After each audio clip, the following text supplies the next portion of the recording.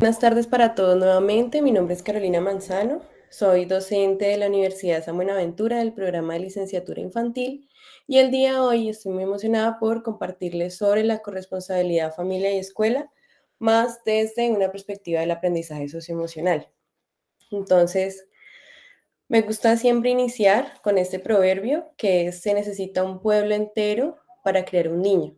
Entonces, siempre hemos visto también las familias y las escuelas como islas aisladas, mientras que nos damos cuenta que hay un sentido de corresponsabilidad en donde necesitamos de todos para poder sacar adelante todos estos retos y desafíos en los cuales los niños se han visto durante estos años y que para ninguno de los otros es algo invisible el hecho de que hoy en día tenemos muchos más retos en los cuales nos vemos enfrentados día a día y que también los vemos desde nuestros diferentes roles como maestros, como padres, como hermanos. Siempre estamos como en esta necesidad de crear una aldea para que esta misma aldea nos sirva de una red de apoyo importante. A esto también les quiero hablar sobre los retos, que son unos factores de riesgo importantes en nuestras infancias. Entonces vemos que en estos últimos años hemos visto un mayor aumento de temas de acoso escolar, en donde los niños cada vez están siendo un poco más aislados, un poco más violentados por diferentes estructuras, si bien de sus compañeros, de sus mismos profesores y también del mismo sistema. Han también tenido retos importantes en cuanto a esta falta de sueño, también la exposición a los dispositivos electrónicos, mucho mayor estimulación del medio, que también han tenido como una repercusión en esta baja empatía. Tenemos más niños, cada vez más niños con problemas de salud mental, un poco más de depresiones, ansiedad. A eso se le deriva también que los padres y nosotros como adultos, también por las mismas demandas del medio, estamos cada vez más estresados. Cada vez se nos dificulta un poco más esta parte del descanso, de la alimentación, de tener más espacios de actividad libre. Entonces, también se ha demostrado por medio de la investigación que el estrés es contagioso. Entonces vemos que también lo que nos afecta a nosotros en este mismo sentido de corresponsabilidad, que es como el tema central que les vengo a compartir hoy, ese contagio de estrés se da en cada minuto en la familia y también en los colegios. Entonces, eso también es un reto significativo al cual debemos de apuntarle mucho desde nuestro rol como maestros y rol también como en la familia. Ante todos estos retos, pues está el aprendizaje socioemocional dentro de un marco que se llama CASL, que es una colaboración académica que ha venido a tener impacto en todo el mundo, que reconoce este proceso como el cual todos los jóvenes y adultos adquieren y aplican los conocimientos, las habilidades y las actitudes para desarrollar identidades saludables, manejar las emociones, lograr metas personales y colectivas, sentir y mostrar empatía por los demás, establecer y mantener relaciones de apoyo y hacer decisiones responsables y afectuosas. Todo este conjunto de habilidades también no solo se da desde la escuela, sino que también se dan desde casa, en donde hay un reforzamiento constante de diversas actividades en las cuales nos van a ayudar también a hacer frente a estos riesgos que les comenté anteriormente. ¿Cuál es este marco de Castle? Entonces vemos que la teoría nos especifica esos entornos de aprendizaje que son las comunidades como esa aldea que protege, las familias y los cuidadores como ese entorno primordial en el cual los niños se ven expuestos todos los días, las escuelas y también las aulas, en donde está el rol docente como el principal actor para promover estas habilidades. Pero ¿qué habilidades les vengo a compartir? Es primero la autoconciencia, como las habilidades para comprender las propias emociones, pensamientos y valores y cómo influyen en el comportamiento en distintos contextos. Pero no solo eso, sino que también un autocontrol en donde puedan manejar las propias emociones, pensamientos y comportamientos de una manera efectiva en diferentes situaciones.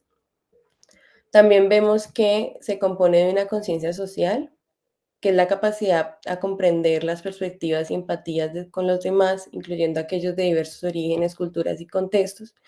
en donde se pone como en práctica estas habilidades también para relacionarse. Si yo tengo una buena conciencia de mis emociones, las sé manejar, tengo en cuenta que hay un sentido de empatía por el otro, voy a tener también esta capacidad para establecer y mantener relaciones saludables y de apoyo, que como inicié, es importante tener una aldea y que los niños también tengan su propia aldea para poder sostenerse, para navegar eficazmente en entornos con individuos o grupos. Y finalmente, una toma de decisiones responsables, que es la capacidad para tomar decisiones y elecciones constructivas sobre el comportamiento personal e interacciones sociales en diversas situaciones.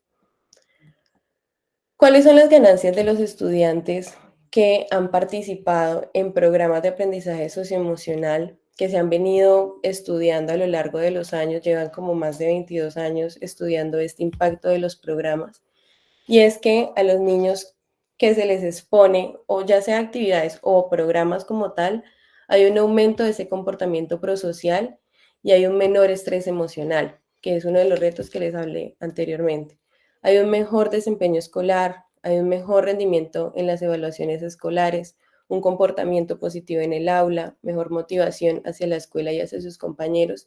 Y estos no son algunos resultados que se han dado como en un lapso de tiempo estimado, sino que son programas que se han estudiado a lo largo de manera longitudinal por 5 años en niños que han estado desde primero en esos programas, pero también se han estudiado en niños que han recibido lecciones de manera no tan constante por un año.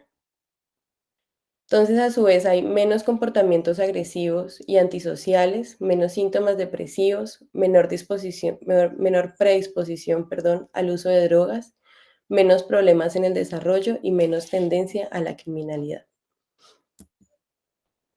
Eso es un esfuerzo conjunto, es decir, cuando se implementa una herramienta de aprendizaje socioemocional, ya sea desde algo muy cotidiano como la respiración hasta este reconocimiento de emociones de manera continua, se necesita que sea un esfuerzo conjunto, es decir, que como docentes podamos implementarlo en el aula, pero también que desde la casa se le dé un seguimiento a la misma. Es por eso que debe ser algo muy organizado, en donde puedan tener una conciencia colectiva sobre la importancia de estas habilidades y la importancia de cómo hacer para que estos retos no se vuelvan mayores con el tiempo. Entonces también hay que primero trabajar sobre esos adultos significativos, que en este caso es el rol docente, pero también la familia, porque es como, como el avión. Si uno no ha trabajado o se ha puesto la mascarilla de oxígeno uno, como cuando uno está en el avión le dicen, primero tienes que ponerte la mascarilla de oxígeno y luego darle ayuda a quien lo necesite. Entonces, primero también se necesita fortalecer esas habilidades en los adultos para poder promocionarlo en los estudiantes, que es como en la infografía dice en el paso 4, poderlo seguir incrementando día a día bajo este pensamiento. ¿Cómo se integra la familia y la escuela?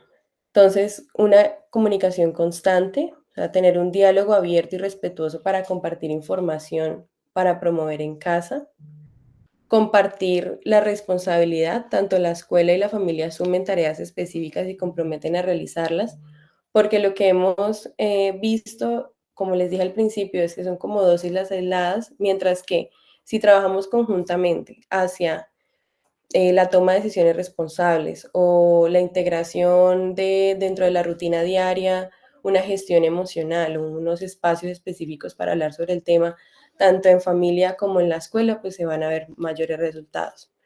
Un apoyo mutuo. La escuela orienta a las familias sobre cómo apoyar en el aprendizaje en casa y la familia contribuye los conocimientos sobre sus hijos. Y una colaboración activa donde familias y docentes trabajen en la planificación y desarrollo de actividades educativas. Una herramienta específica que quise compartir también, que pues a mi parecer y a mi experiencia, como engloba todos también estos retos para poder hacerle frente a estos desafíos, y es la resiliencia, que es la capacidad para responder de manera productiva a los desafíos, el estrés, las amenazas y las sorpresas inesperadas, que de otra forma pueden desestabilizar a una persona. Entonces, ¿por qué la resiliencia también? Desde un programa que se llama C-Learning, que es aprendizaje social, emocional y ético, que se ha trabajado muy fuerte aquí en el Valle, hemos visto que desde la integración de estas prácticas los niños han aumentado por medio de la investigación esta resiliencia y también al ser un contexto tan adverso, los niños han logrado como tener una integración efectiva a ese mismo contexto y aprender a solucionar incluso mucho mejor sus problemas. Pero ¿cómo se hace? Entonces, les voy a compartir 3 puntos importantes en donde se apunta a reforzar esta resiliencia en los docentes y en los estudiantes, proporcionando prácticas de enseñanza que ayuden a crear estos recursos individuales y sociales. Entonces, primero, identificar la emoción o sentimientos en contextos. Entonces, ofrecer como un ambiente dentro de la clase, un ambiente en donde se puedan identificar estas emociones en la situación en particular en donde se están dando, o sea, es decir, esta actividad de validar las emociones de los niños tanto como la del maestro, cultivando el sentido de pertenencia hacia ese mismo espacio y sentido de pertenencia hacia los actos del niño en el momento en el que esté teniendo o una emoción de mucha energía o una emoción de muy baja energía. Estimular el autocuidado y la regulación de su cuerpo tanto para sí mismos como para los estudiantes. Y enseñar y practicar actitudes y habilidades que permiten a los estudiantes y a los maestros recuperarse del estrés cotidiano y situaciones desafiantes.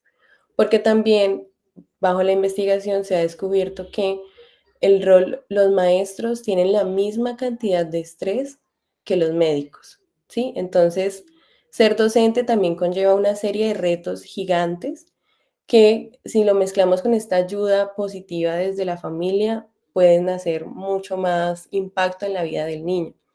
Y si también hablamos desde estos marcos que les compartí, se va a generar un mayor aprendizaje tanto para todos los entornos como para estos años futuros del niño. Entonces, dentro de esta investigación que se ha hecho dentro del aprendizaje socioemocional, también se ha descubierto que a los niños que se han implementado diariamente estas herramientas, en 20 años son niños incluso más saludables, tanto emocional como físicamente, son niños con mejores trabajos, son niños más felices, ¿sí? Que en ese momento ya serán adultos. Entonces, también encontrar el lugar y el impacto que tiene la gestión emocional desde la primera infancia y que nosotros como maestros, tanto maestros de maestros, que en este momento pues estoy con las chicas de licenciatura, hago mucho énfasis en eso. Entonces, ustedes van a ser como ese marco de visión que tanto los padres como los niños van a tener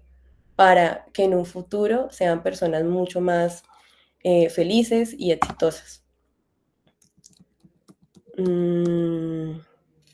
Otras estrategias, entonces tenemos las prácticas de atención plena y no pensarse la atención plena como algo que deba de sacarle 1 hora, 2 horas para realizarlo, sino también son respiraciones que yo hago en la mitad del día, son respiraciones continuas como normalmente yo respiro, pero un poco más consciente. Entonces también es ver esta parte de la atención plena, no como una herramienta que debe ser forzada, sino también que puede ser algo que utilizamos en cualquier momento del día. Hay más herramientas como las que les estoy mencionando, también como parte del programa C-Learning. Aquí les coloqué el link, pues ahora lo paso al chat. Y también tenemos un Atlas de las emociones, no sé si ustedes lo han podido ver, que es un sitio web interactivo que enseña el vocabulario sobre las emociones, que también nos sirve como un recurso educativo para enseñar el impacto de esas emociones en los comportamientos, el impacto interno de esa misma emoción. Entonces es una herramienta que recomiendo mucho para poder ahondar un poco más en este tema. Y eso sería todo.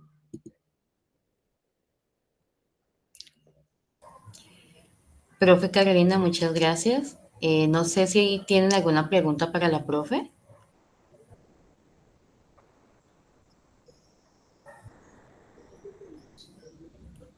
Creo que no, profe. Bueno, cualquier cosa igual aquí estoy. Voy a enviar los links que les comenté al chat.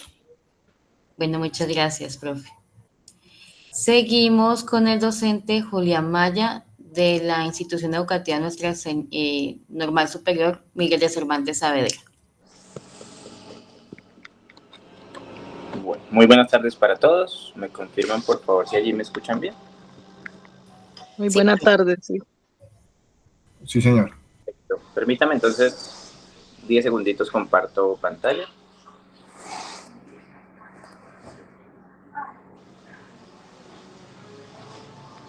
Listo. ¿Me confirman, por favor, si allí ya están viendo? Sí, señor. Se observa. Vale, pues primero que todo me presento. Mi nombre es Julián Maya. Soy psicólogo de profesión. Actualmente trabajo como coordinador en la Escuela Normal Superior Miguel de Cervantes Saavedra, coordinador del programa de formación complementaria.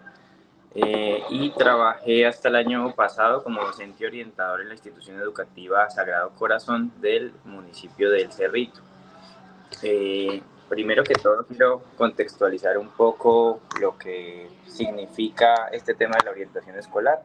Si todos quienes estamos aquí conectados somos maestros o trabajamos en el sector educativo, pues debemos conocer al menos uno de los orientadores, porque si no estoy mal, ya la totalidad de las instituciones educativas en el Valle del Cauca tiene al menos un docente orientador. Han podido de pronto valorar lo que significa la labor del docente orientador en las diferentes aulas, en las diferentes funciones que cumple.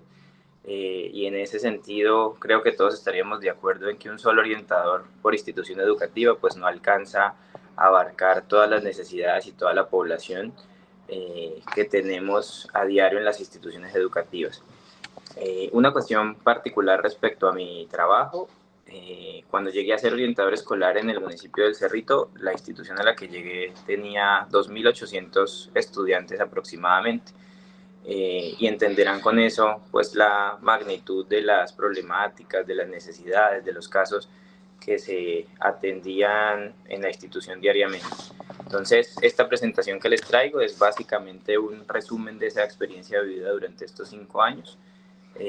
Para generar aprendizaje alrededor del rol del docente, de la necesidad de protección, de atención que tienen los estudiantes para con cada uno de nosotros, porque muchas veces la institución educativa se vuelve el lugar seguro de los estudiantes. Lamentablemente, en ocasiones ni la familia ni la sociedad ofrecen ese lugar seguro, y donde lo pueden encontrar los estudiantes, los jóvenes y los niños es en nosotros los docentes y en la institución educativa como ese espacio físico seguro. Personalmente, a mí varias estudiantes en algún momento me manifestaron esa frase que les estoy diciendo, que el colegio para ellos era su lugar feliz, porque las instituciones educativas en momentos no pues representaban para ellos eso, y sus hogares, los padres de familia, los familiares cercanos, quizás en momentos representaban lo contrario.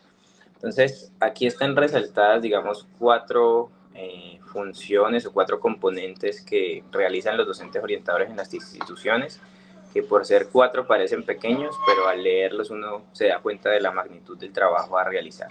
Uno de ellos es la promoción de derechos, el segundo es la prevención de vulneraciones y violencias, la tercera, la activación de protocolos en el cual hay que estar, digamos, muy ceñido a la ley, y el cuarto, el seguimiento transversal. Solamente pensar en el primero, que es la promoción de derechos, pues ya implica un abordaje integral desde lo académico, desde lo personal, desde lo emocional, desde el tema de salud, desde el tema familiar.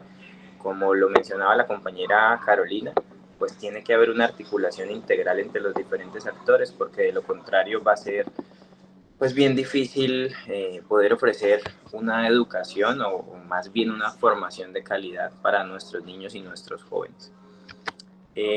La presentación se divide prácticamente en 2 secciones. Una primera sección que habla de mi experiencia en preescolar y en primaria, y otra sección que habla de mi experiencia en bachillerato, mi manera de ver las problemáticas que se abordan, los retos que hay en esos 2 diferentes contextos, pues tienen unas diferencias significativas que es necesario abordar. Lo que les voy a plantear estaba dentro de mi trabajo enmarcado en los talleres que yo ofrecía tanto a estudiantes, a padres de familia y a docentes, y logré reunir como los temas más relevantes, los temas en los que se demandaba más consulta de parte de orientación escolar, que más requerían remisiones a instancias de apoyo externo como las EPS, el hospital, la comisaría de familia, la fiscalía. Entonces aquí están en este pantallazo, en esta presentación, resumidos los temas más relevantes a mi manera de ver para los estudiantes de preescolar y primaria. En los casos de las instituciones educativas, pues el grado transición y los grados de primero a quinto, pero también aplica para los otros grados de preescolar que atienden principalmente a los jardines infantiles, los centros de desarrollo infantil. A mí me gustaba mucho empezar en el grado transición precisamente con los padres, donde ahí uno encuentra padres mucho más comprometidos, a los que se les cita a reuniones de padres de familia y están muy prestos a asistir, muy participativos en las reuniones. Empezaba con el tema de prevención de abuso sexual. Decidí emprender con este tema en el grado de preescolar porque me encontraba en atenciones de bachillerato muchos casos de adolescentes, sobre todo mujeres, que habían sido abusadas sexualmente en su infancia o en su primera infancia y que solamente hasta la adolescencia se atrevían a recordar esos duros momentos, a hablar al respecto, pero recordando o haciendo uno un poquito de intervención alrededor del tema, pues encontraba que esos abusos habían ocurrido, como ya lo sabemos por medio de la estadística, en medios intrafamiliares, y en esas edades tempranas donde la posibilidad de defensa, de protección, de autoprotección frente a este tipo de fenómeno, pues es pequeña en el caso de los niños y las niñas. Entonces se trabajaba el reconocimiento de las partes del cuerpo, se trabajaba la posibilidad de decir no, el reconocimiento de las partes íntimas en los niños y las niñas para que ellos pudieran detectar también esas personas que abusaban de su confianza, que querían abusar sexualmente de ellos desde algún punto de vista, y con ello otorgarle tanto a los niños esas herramientas de defensa como a los padres de familia esas herramientas de protección. Luego en primaria empezábamos a abordar el tema de problemas de aprendizaje, que incluso desde el grado transición se empezaban a notar. Creo que este era el motivo de consulta más frecuente en orientación escolar en la institución educativa donde trabajé, pero esos problemas de aprendizaje me di cuenta que no estaban tan asociados ni a discapacidades ni a trastornos de aprendizaje, sino más bien a temas como los que mencionaba también la compañera Carolina, el asunto del acompañamiento familiar, la dependencia de dispositivos tecnológicos, que es un temita del que voy a hablarles ahorita más adelante, y se daba cuenta que no era un asunto de un problema de aprendizaje tal cual, sino falta de acompañamiento realmente y de dedicarle tiempo a este asunto del estudio. Entonces requería necesariamente una intervención integral desde la escuela, desde el niño, la niña y obviamente con padres de familia. En algunos de los casos, pues sí requería remisiones a instancias de apoyo externo, EPS para diferentes terapias, y en este caso pues también nos vemos enfrentados los docentes y las instituciones educativas a un reto grande, porque desde las instituciones se quiere y se pretende hacer mucho, pero muchas veces se encuentran barreras en el tema del acceso a los servicios de salud, a los servicios terapéuticos, que dificultan pues el proceso y el avance de estos casos que se encuentran en materia de problemas de aprendizaje. O sea, allí hay mucho que avanzar, que las instituciones educativas puedan tener equipos psicosociales mucho más robustos para no depender tanto de estas instancias que a veces su operatividad no está de tan buena calidad. El tema de pautas de crianza yo creo que es un asunto fundamental desde que los niños están bien pequeños, y es un reto enorme en el trabajo con los padres de familia, porque lamentablemente este país en temas de crianza todavía es muy tradicional, todavía se valora lamentablemente el castigo físico por encima de otros métodos de corrección y de educación, y es a veces entrar a debatir con los padres de familia sobre los diferentes métodos, sus beneficios, sus perjuicios y demás. Entonces allí pues sí, con mucha paciencia, porque si bien pues ya hay una ley que regula el tema del castigo físico, pues en el contexto social no hay que venderlo como una imposición, sino mostrar las bondades de otras formas de crianza, la crianza positiva, la crianza respetuosa, para evitar todas las consecuencias negativas que traen esos estilos de crianza que priorizan la violencia, los malos tratos y muchas veces más allá de la violencia física, lo que uno ve que llega también a afectar más es la violencia psicológica a la que se ven enfrentados los niños y niñas en muchas ocasiones, y por parte de quienes tienen la labor de protegerlos, que son sus padres y sus familiares más cercanos. Entonces allí yo creo que todos los docentes debemos estar muy empapados al respecto. No debe ser una labor solamente de los psicólogos, de los orientadores escolares, sino que todos vayamos caminando en esa vía de mejorar la orientación que se le da a los padres de familia al respecto. Un cuarto punto es el uso de dispositivos tecnológicos. Esto pues es un tema que ha estado muy de moda, muy de coyuntura desde hace ya varios años. Y pues tiene sus pros y tiene sus contras. No se trata de satanizar el uso de dispositivos tecnológicos en niños. Yo siempre lo que dije cuando tenía charlas con padres de familia, pues era que debíamos regular el uso, porque prohibirlo sabiendo que tiene beneficios y algunos aspectos positivos no me parece la medida más adecuada. En lo que hacía mucho énfasis eran dos cosas básicamente. Uno, el tema del tiempo de uso.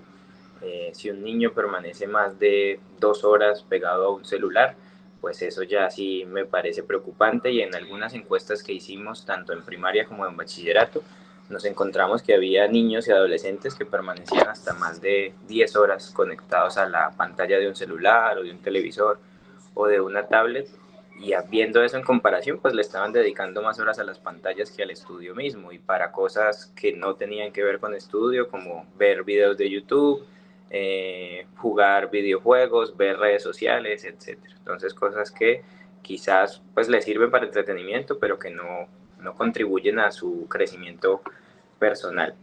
En primaria no es tanto el uso de redes sociales, sino más bien el tema de videojuegos y ver videos de YouTube, en lo cual pues hay que tener estas herramientas de control parental muy claras, dárselas a conocer a los padres de familia para que las puedan poner en uso, porque de lo contrario, pues ese es un fenómeno que se puede salir de las manos muy fácilmente y generar consecuencias bien negativas en los niños, niñas y adolescentes.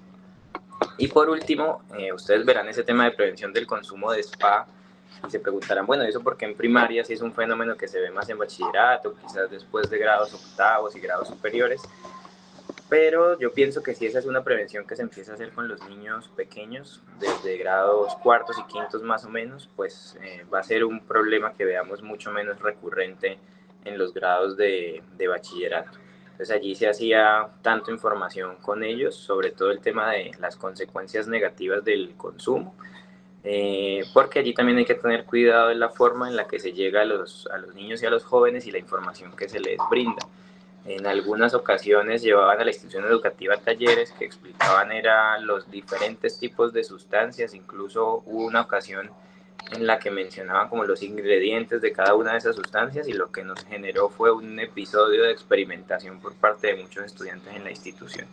Entonces, con niños y jóvenes, pues concentrarse en los efectos negativos que traen estas sustancias, no solo la salud, sino para las relaciones sociales, para la vida y demás, y concientizarlos de que pues ese es un asunto del que deben estar alejados lo más posible y evitar caer en esa tentación que lamentablemente pues ellos tienen muy cercana en sus barrios, a las salidas del colegio, con sus propios familiares, con amigos. Entonces no es un mundo lejano para ellos, pero sí deben hacer esa distinción para tomar buenas decisiones en la vida. Ya pasando al tema de básica, secundaria y media, yo empezaba en los grados sextos con el tema de la responsabilidad parental, porque allí pareciera que muchos padres de familia piensan que tienen que ser responsables con sus hijos, ayudarles en las tareas, revisarles los maletines, hasta que están en grado quinto, hasta el grado de primaria, pero ya cuando pasan a bachillerato es como si fueran independientes, autónomos y no tuvieran que tener ese acompañamiento familiar. Entonces allí hacía yo mucho énfasis en ese aspecto con los padres de familia de grado sexto, para que esa responsabilidad, esa mediana responsabilidad que uno podía ver en los padres de grados de primaria, pues no se perdiera en los grados de bachillerato. Como yo les comentaba, uno citaba reuniones de padres de familia de transición y la mayoría de los padres del grupo asistían, pero a medida que se iba avanzando en grados, cada vez la asistencia de padres de familia era menor. Entonces, lo que teníamos que hacer era aprovechar las reuniones de entrega de boletines para poder tener algún tipo de interacción con los padres de familia.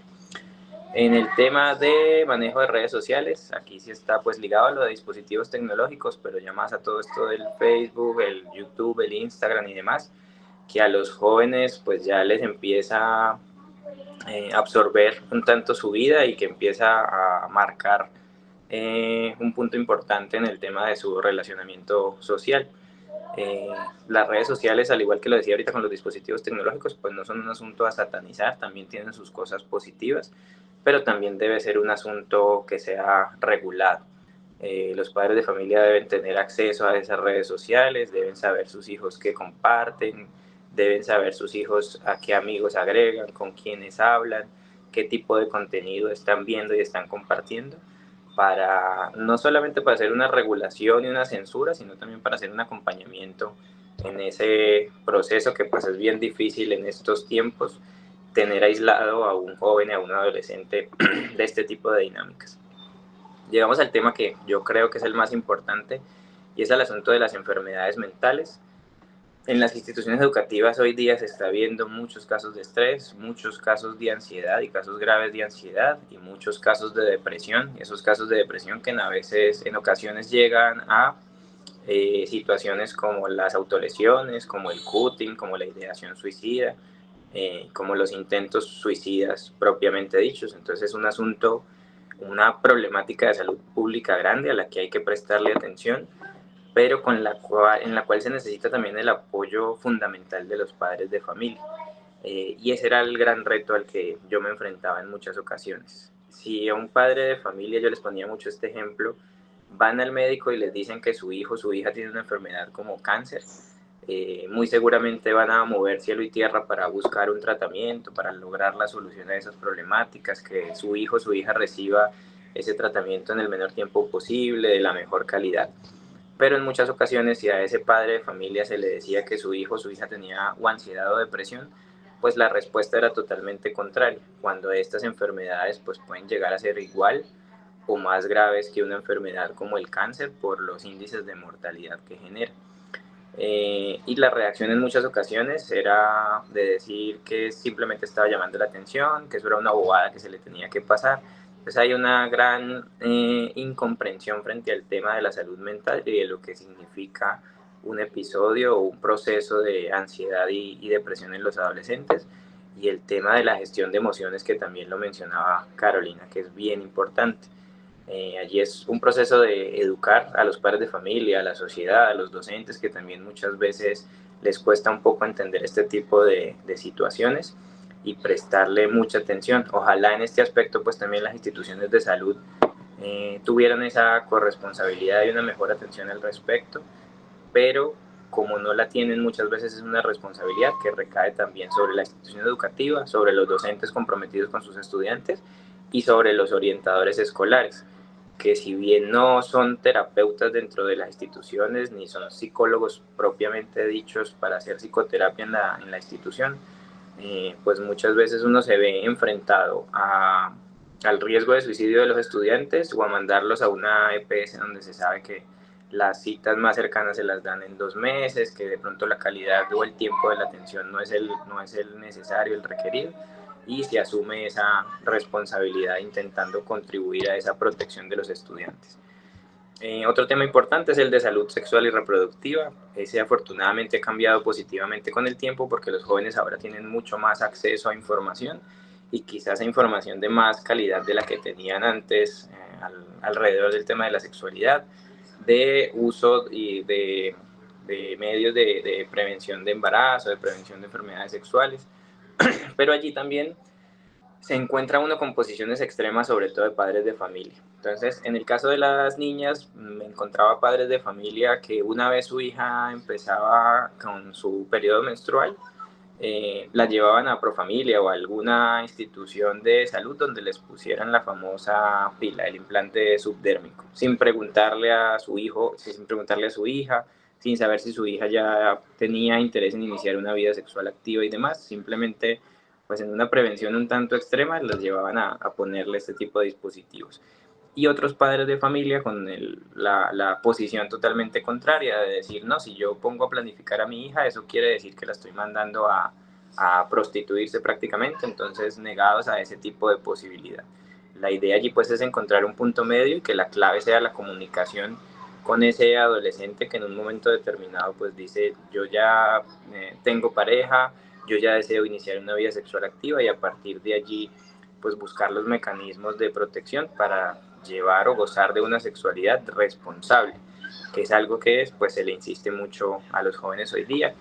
Allí es supremamente importante el tema de la protección, saber que pues la sexualidad en menores de 14 años, este tema de las relaciones sexuales, pues la ley nos dice que no tienen edad mental para poder decidir sobre pues, su vida sexual, sobre iniciar su vida sexual, y al respecto se hace mucho énfasis con los chicos que son mayores de 14 años, que están entre 14 y 18, los chicos de 11, y que quizás tienen interés o un interés en tener alguna relación sentimental con niñas del colegio, pero que son menores de 14 años, pues ver las implicaciones legales que eso también puede traer, y con las adolescentes sobre todo hablar mucho del tema de prevención de abuso sexual y de sexualidad responsable.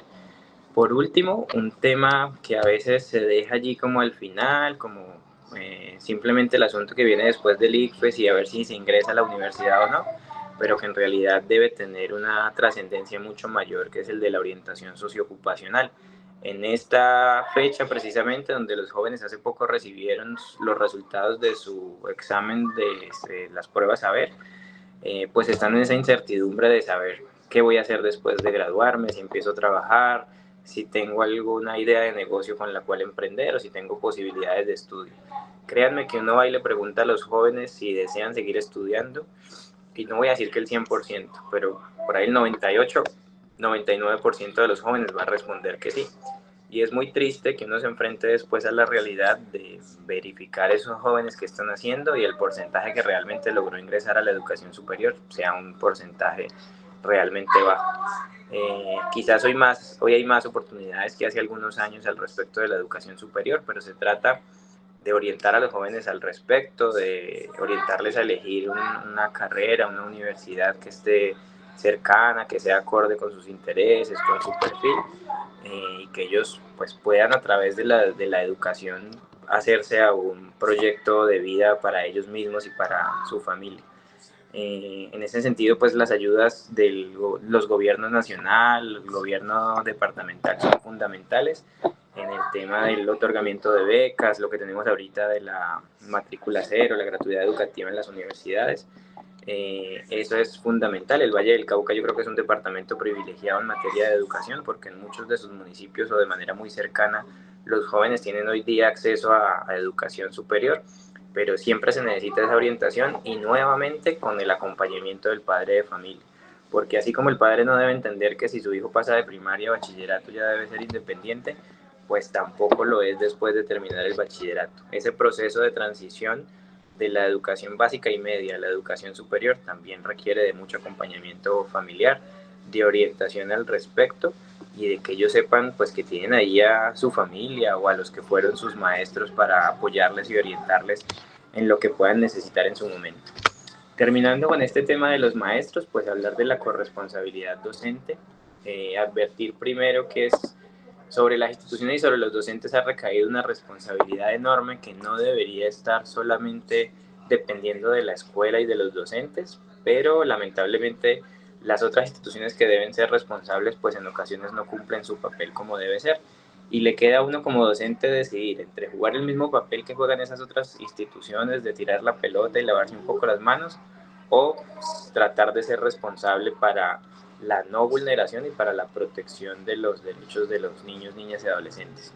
Allí pues yo siempre digo que debemos irnos por la segunda opción, aunque quizás implique más trabajo y no sea la más justa para nosotros los profesionales de la educación, pero pues no limitarnos a creer que la responsabilidad del docente es simplemente una responsabilidad académica de impartir conocimientos y ya, sino que también tenemos un papel fundamental en la no vulneración de los derechos, que lamentablemente en algunas ocasiones también son los docentes los que juegan un papel protagónico en la vulneración de los derechos de algunos jóvenes y niños por el trato que reciben, por la calidad de educación que se les da o por extralimitarse frente a la relación con los estudiantes. Yo creo que siempre como docentes debemos respetar un poco las distancias en la relación con los chicos y con las chicas, para que eso no se preste a confusiones o se preste a vulneración de derechos en algunos casos. Y en materia de protección, por lo que mencionaba hace un momento, por ese papel de inoperancia que a veces juegan las instituciones o que a veces juega la familia, que en lugar de ser protectores, pues son vulneradores de derechos de estos chicos y chicas, y encuentran solamente en el colegio esa posibilidad de protección. Entonces es pensar desde allí, pensar con empatía de las necesidades, las problemáticas y los retos a los que se enfrentan muchos de los jóvenes que tenemos en las aulas de clase, económicos, sociales, emocionales y familiares, y a partir de esa empatía con el estudiante, pues actuar no solo como docentes, sino también como personas. Entonces espero pues que este sea un mensaje que haya llegado a los que nos están escuchando o a los que posteriormente puedan visualizar este webinar, para hacer de nuestra labor pues una labor más humana y con mayor calidad. Cuando me refiero a calidad, no es solamente esa calidad académica que medimos de manera estandarizada a través de las múltiples pruebas que hacemos, sino calidad desde la integralidad de eso que le ofrecemos a nuestros estudiantes en las aulas de clase y en las instituciones. Muchísimas gracias.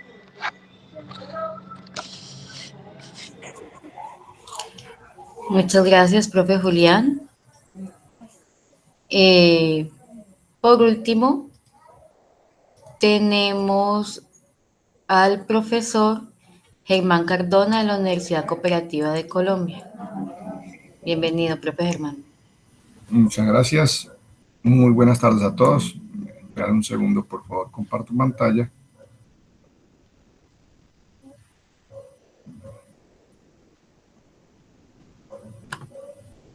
¿Me indican, por favor, si la observan? Sí, profe. Sí, señor.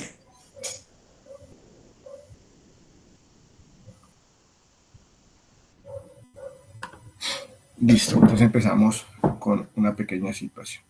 Entonces, acá es donde es necesario entrar como en línea de los dos compañeros que me antecedieron. Mi nombre es Germán Cardona, o Germán Arturo Cardona Villa mejor. Soy profesor investigador de la Universidad Cooperativa de Colombia, Campus Pereira, Cartago, y pues también me he desempeñado o me desempeño como defensor público adscrito a la Defensoría del Pueblo. En estos puntos es importante y quiero dejarles como una reflexión. ¿Son ustedes realmente el profesor que quieren que sus hijos o que guíe sus hijos? Lo pregunto por qué, porque ahora el doctor Julián daba o hacía una exposición muy particular con respecto a la salud mental y todo lo que se viene presentando en nuestros entornos escolares. ¿Por qué partiendo desde este punto? Porque, un momento que no creo. Porque mi exposición va dirigida hacia lo que se denomina la protección de los derechos en entornos escolares. Y aquí en algo en particular, la importancia de ese derecho en los entornos escolares parte de ciertas circunstancias varistas. La primera, que es la integridad realmente que puede tener nuestros estudiantes. Y uno de ellos no es solo la integridad familiar o la integridad alrededor del salón de clases, sino en todo su núcleo fundamental. Partiendo de esto, pues tenemos que tener en cuenta que ese estudiante no es solo esa personita que llega, se nos sienta en nuestro salón de clases, sino que tiene un mundo alrededor de él, ¿cierto? Como decía el doctor Julián, no es solo el momento que se encuentra, sino su proyección de vida, también observar todo lo que tiene que ver su entorno familiar, y eso es la parte más fuerte, y yo creería que genera un poco más de conflicto, que se denomina o lo conocemos como la corresponsabilidad, ¿cierto? Esa corresponsabilidad que nosotros como profesores tenemos. Yo soy profesor universitario, pero de una u otra forma es lo que nosotros tenemos. El entorno escolar realmente es un espacio fundamental, el desarrollo integral de los estudiantes. Es tan fundamental que de una u otra forma genera realmente el aprendizaje académico, sino que también da proyección hacia el bienestar personal y social de esta persona. Es esencial realmente que los estudiantes se sientan seguros y protegidos, y esto se logra mediante el respeto y las garantías de sus derechos fundamentales, derechos que en ocasiones ni nosotros mismos propendemos que se puedan respetar, y en este caso pues es donde entramos realmente nosotros como profesores a educarnos por otros educadores para poder tener mayor conocimiento. En Colombia realmente contamos con un marco jurídico sólido que nos permite tener o proteger a los niños, niñas y adolescentes o las personas que tengamos a nuestro cargo en los entornos escolares, encabezado realmente por la Constitución y algunas leyes específicas que entraremos a observar más adelante, que protege realmente todo lo que son los derechos de esas personas.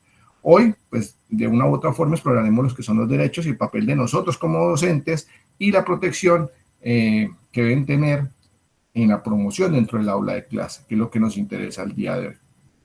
Ahora bien, con respecto a ese marco jurídico, pues tenemos que tener en cuenta que tenemos como pilar fundamental de nuestra legislación la Constitución Política de Colombia. Y aquí viene algo particular, es que en algunas ocasiones o en algunos entornos escolares la Constitución únicamente la damos por encima o la dejamos aislada realmente de todo el proyecto institucional, y realmente es la base fundamental, creería que de la proyección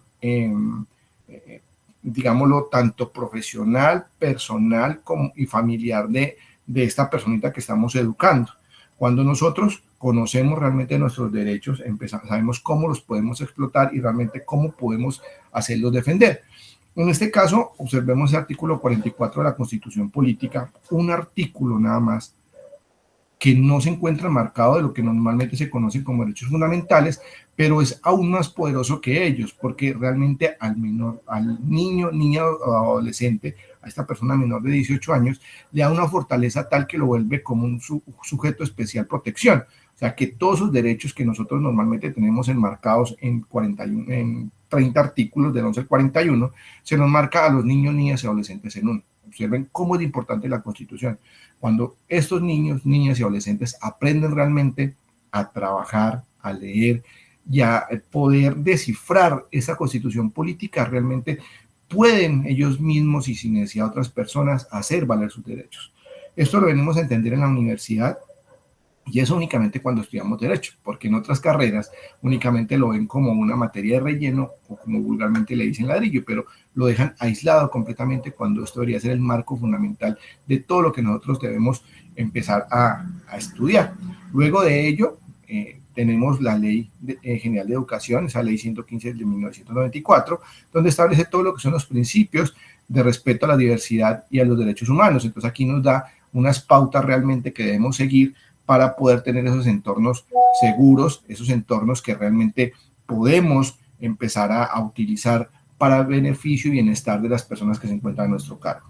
Luego encontramos digo que es, creería en mi concepto, una de las leyes fundamentales dentro de este proceso, y por eso tomo estas tres, que es la Ley 1098 del 2006 o el famoso Código de Infancia y Adolescencia. Porque esto es un pilar fuerte, porque le da una trascendencia realmente a ese artículo 44 de la Constitución Política, cuando establece que estos niños, niñas y adolescentes tienen ciertas garantías que son superiores a las de otras personas. ¿Listo? Por ejemplo, aquí al final de este Código de Infancia y Adolescencia se crea digámoslo, un sistema que se llama Sistema Nacional de Bienestar Familiar. Todos nosotros conocemos el ICBF, ¿cierto? Pero pocos escuchamos del Sistema Nacional de Bienestar Familiar.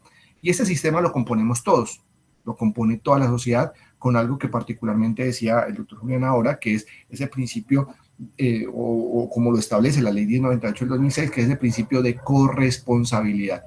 Nosotros somos responsables de esa persona que han dejado a nuestro cargo, y con respecto a ello, como observaremos más adelante, tenemos ciertas responsabilidades que nos permiten o nos obligan a hacer ciertas situaciones para beneficio y para protección de los derechos de estas personas. Me regalo un segundito, conecto aquí el cargador que se me va a descargar.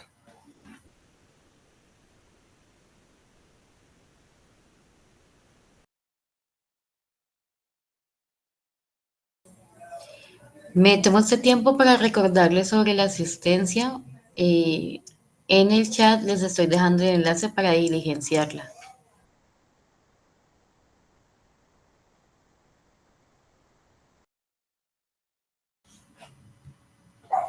Les pido excusas, pero desde el año 2022 más o menos no daba clases virtuales, entonces a uno se le olvida a veces que tiene que volver a conectar ese computador cuando empieza a descargarse. Entonces aquí vamos. Veníamos en esta parte de la protección integral de estos niños y adolescentes, ¿listo? Entonces, ese Sistema Nacional de Bienestar Familiar que nos obliga realmente a tener ese principio de corresponsabilidad, nos da unas fortalezas y nos da también unas obligaciones para poder cuidar a estos niños. Entonces, dentro de esos derechos fundamentales que tienen los niños, niñas y adolescentes, existen algunos que se llaman o se denominan derechos fundamentales en el ámbito escolar. Esos derechos realmente tienen algo particular y es que como digamos ese derecho que inclusive es constitucional, protegido también por la ley 1098 del 2006, nos habla sobre el derecho a la educación. Y aquí es donde los estudiantes tienen derecho a una educación inclusiva, accesible y de calidad, que promueva su desarrollo personal y profesional. No solo es decir, venga, esa educación inclusiva, accesible y de calidad, no, es mucho más amplia y realmente esta educación tiene los parámetros que tiene que educar al niño, niña, adolescente, tanto en su hogar, sociedad y en el sitio donde se encuentra esa persona ubicada. Luego de ello, entonces, también tenemos lo que es el derecho a la integridad personal. Y aquí es donde la escuela debe ser un lugar libre de cualquier tipo de violencia, abuso o acoso. Pero particularmente esta violencia, abuso o acoso no va simplemente en el sitio donde se encuentra este niño, niña, adolescente, sino que es mucho más amplio.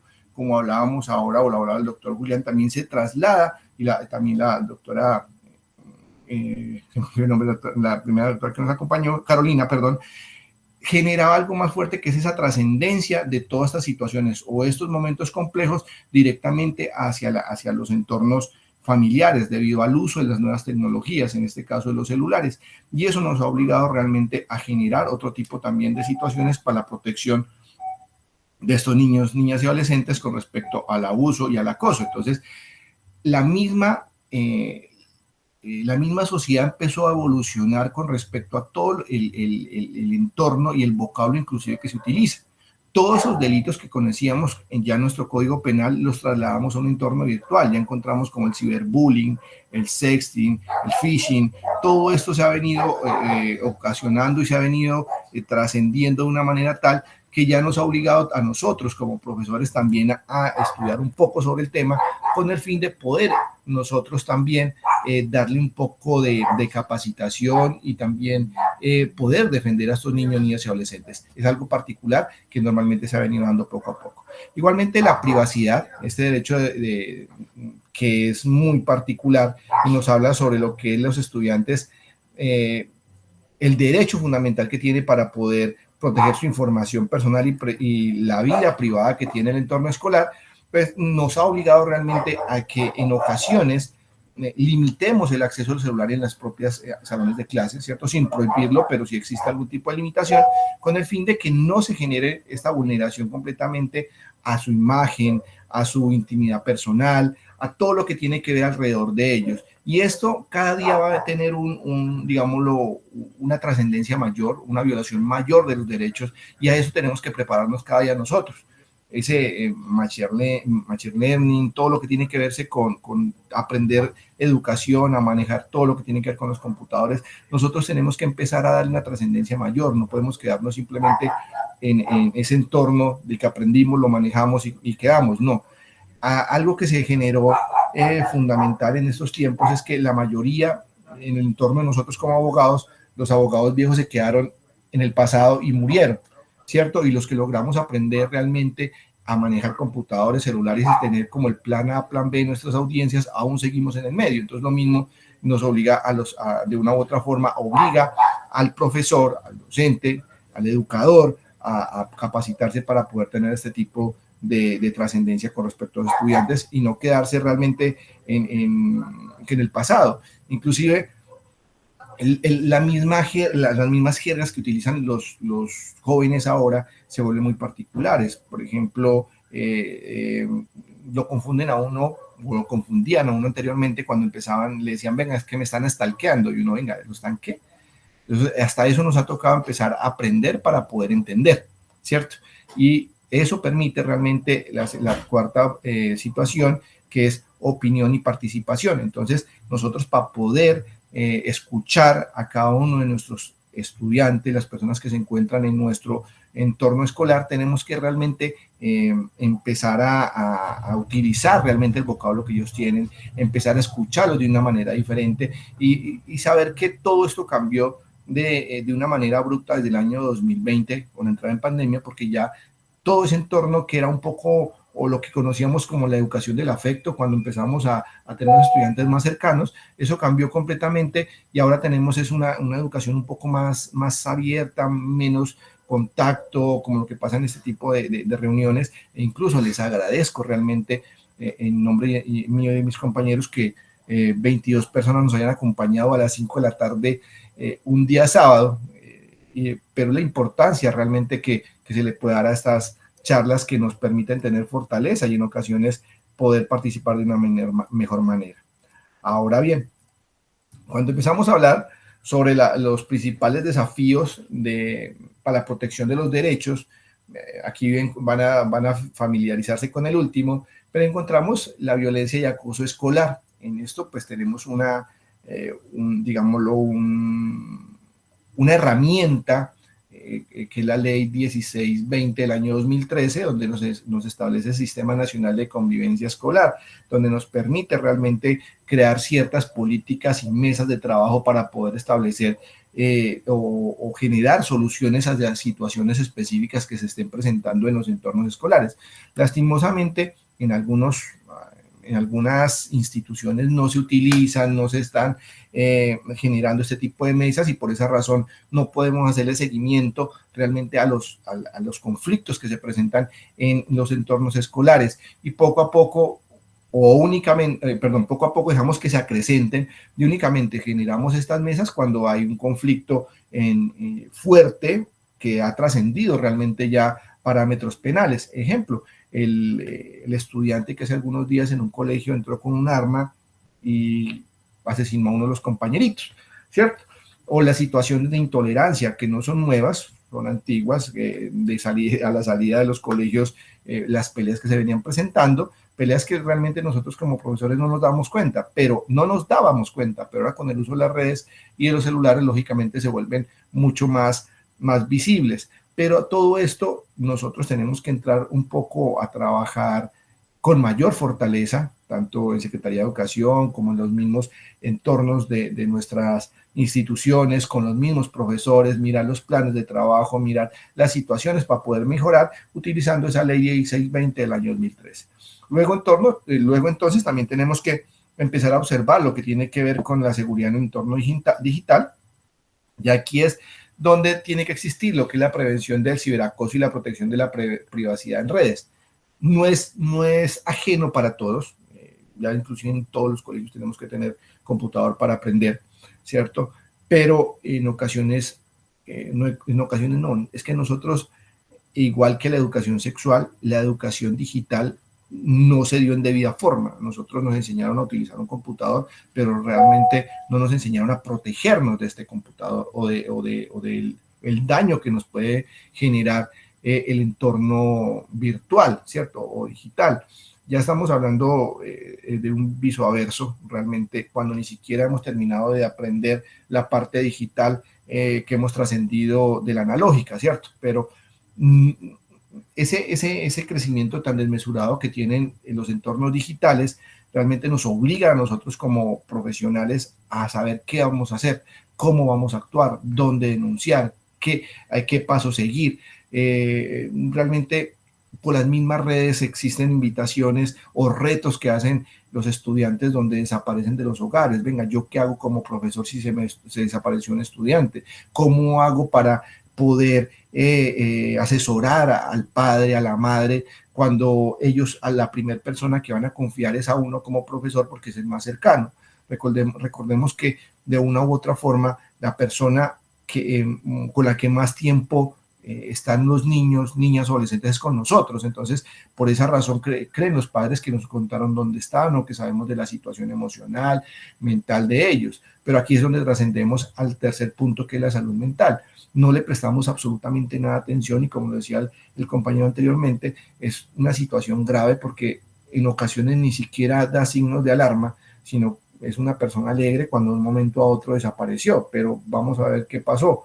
Tenía un problema realmente que lo estaba afectando, se lo intentó contar a alguien y nadie le prestó atención porque no confiaba en nadie. Ah, sí, tiene psicóloga en el colegio, pero en ocasiones los estudiantes no se sienten a la par con las personas que tienen a su alrededor porque no le generan confianza. Entonces, ¿cuál es esa confianza? Es realmente empezar a entrar en sus entornos, empezar a copiar la forma en la que ellos se relacionan, la forma en la que hablan, no juzgarlos, sino realmente saber cómo protegerlos, cómo entenderlos y cómo aconsejarlos, que es algo que en ocasiones a muchas personas les ha dificultado, y eso es lo que el doctor Julián y la doctora Carolina nos explicaban ahora, y es realmente dar una mayor fortaleza hacia ellos.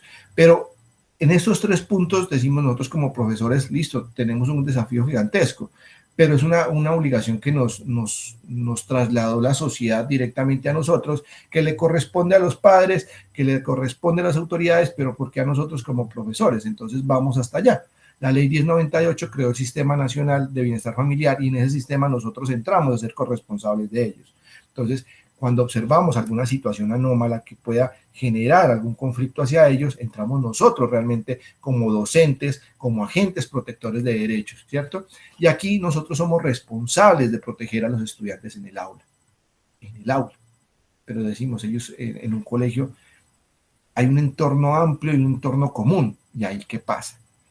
El rector, nosotros seguimos siendo esa persona que sigue cuidando de ellos porque él realmente hacia quién van a confiar. Inclusive hay estudiantes que se arriman hacia usted y le dicen, profe, pasa esto, ¿qué puedo hacer? O se me regala un momento, necesito comentarle algo, porque tienen realmente confianza en usted. Y ustedes se vuelven realmente esos agentes protectores de ese estudiante, de ese alumno, para que ustedes puedan propender por evitar un daño mayor. Ahora, esa detección y denuncia, aquí es donde nosotros debemos reconocer realmente los signos de alarma, ¿cierto? Cuando se hayan presentado. Algunos profesores dicen, yo no me quiero meter en problemas con la mamá o el papá del niño porque es muy bravo, esto y lo otro, pero resulta que esos signos de violencia, esas situaciones que en ocasiones pasan en los hogares, que desestabilizan tanto emocionalmente como físicamente a un niño, pues nosotros debemos realmente denunciarlas porque dentro de ese Sistema Nacional de Bienestar Familiar somos corresponsables y esa denuncia es el principal medio que nosotros tenemos para poder hacer valer los derechos del niño, niña, adolescente. Eso es como pretender o taparnos los ojos de una situación que realmente está pasando, no lo podemos hacer. Para eso nosotros podemos trasladar esa situación a la persona responsable, no, a la persona que pudiese tener mayor calidad de entendimiento, que en este caso podemos apoyarnos en los psicólogos de cada uno de los colegios, o realmente pues buscar la opción ya en el rector. Pero esa detección y denuncia es realmente importante. ¿Qué está pasando? ¿Qué sucedió? Venga, el niño está siendo maltratado, la niña está siendo abusada, porque también sucede. Hay que activar un código fucsia. En ese momento en el Valle del Cauca, hace poco recibimos visita de la patrulla fucsia, la Policía Nacional, y nos explicaban todo esa activación de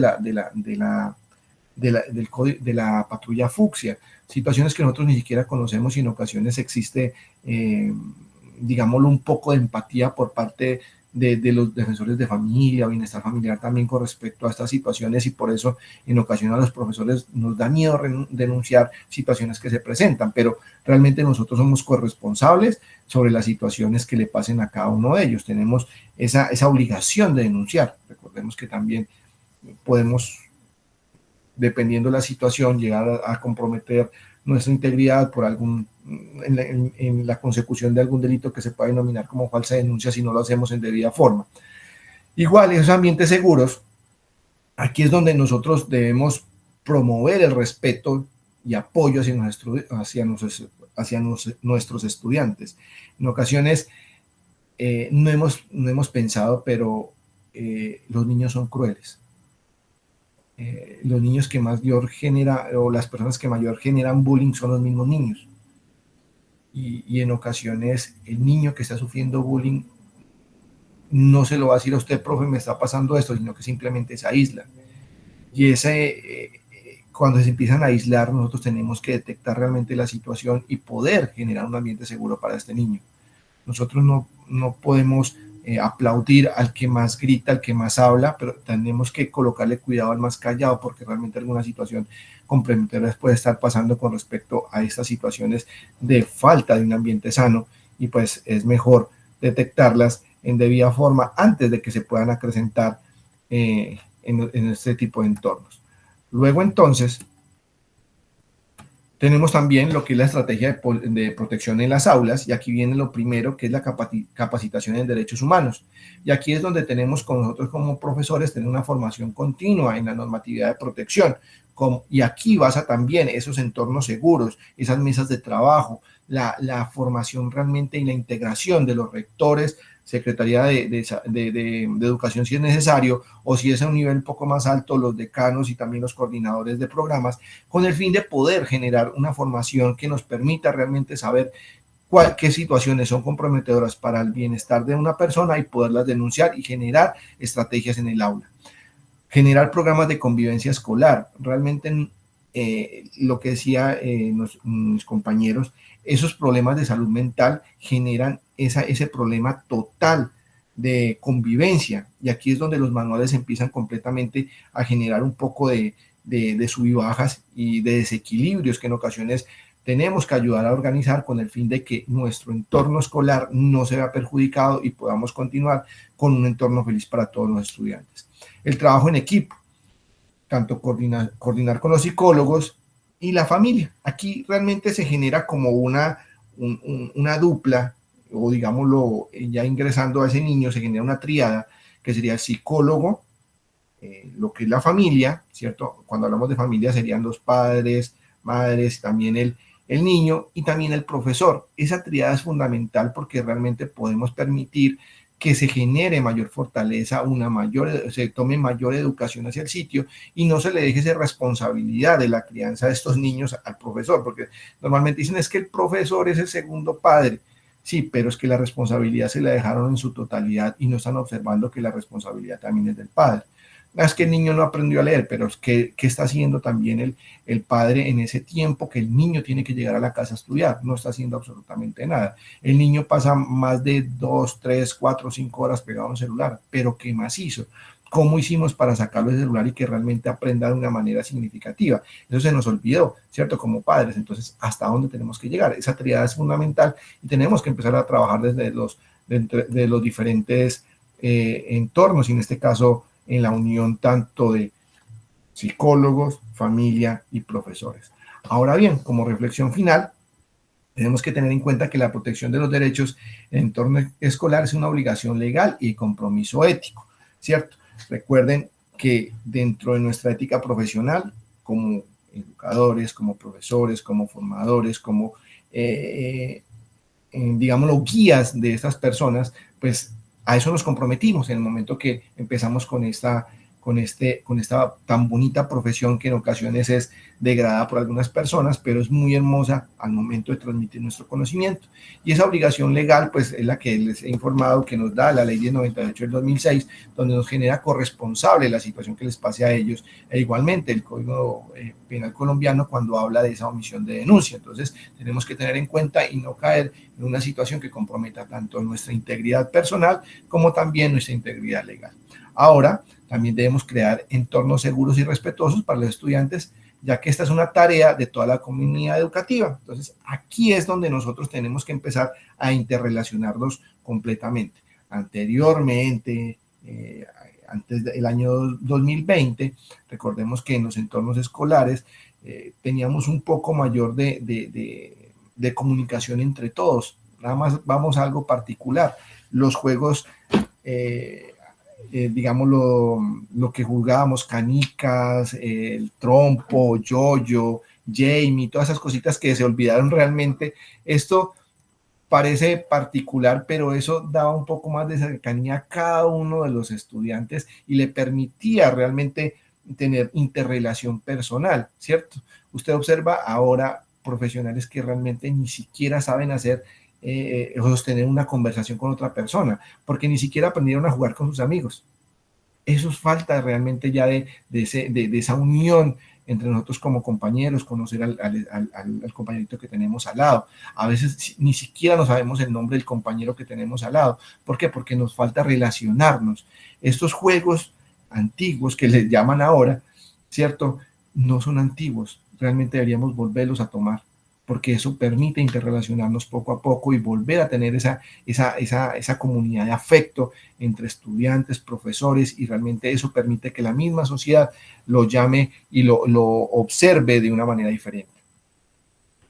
Eso también debemos mantenernos informados y activos en la promoción de los derechos en el aula. Entonces aquí venimos particularmente a todas esas capacitaciones que tiene que dar Secretaría de Educación, tiene que hacerlo, no nos puede dejar a nosotros como profesores solos, tiene que generar esas mesas de trabajo, luego empezar a realizar planes de trabajo o planes de mejoramiento en cada una de nuestras instituciones con el fin de observar qué situaciones se están fallando y qué podemos realmente mejorar para mejorar también el entorno escolar. Aquí recordemos que vamos a esa mejora de entorno escolar y también dentro de esa mejora de entorno escolar podemos, dentro de los planes de mejora, ayudar a la salud mental de estudiantes, pero también del profesor. Aquí hablamos, y hablé completamente de estudiantes. Los compañeros hablaron de estudiantes, pero se nos está olvidando realmente la salud mental de nosotros como profesores. Cuando no tenemos un plan de trabajo fuerte hacia el mejoramiento continuo, la salud mental de nosotros es una bomba de tiempo, porque en ocasiones absorbemos hasta que estallamos. Y el momento que estallamos realmente es con enfermedades, es realmente con un desespero completo hacia nosotros, el estrés nos está ganando, la ansiedad nos está ganando, pero hasta qué punto nosotros también nos estamos curando, o hasta qué punto nos estamos tratando. Comparto esa palabra del doctor Julián, me disculpa nombrarlo tanto, pero nosotros no le prestamos atención a la salud mental y puede ser peor que un cáncer. Sean realmente el profesor que ustedes quieren para sus hijos. Muchas gracias y que tengan un excelente fin de semana.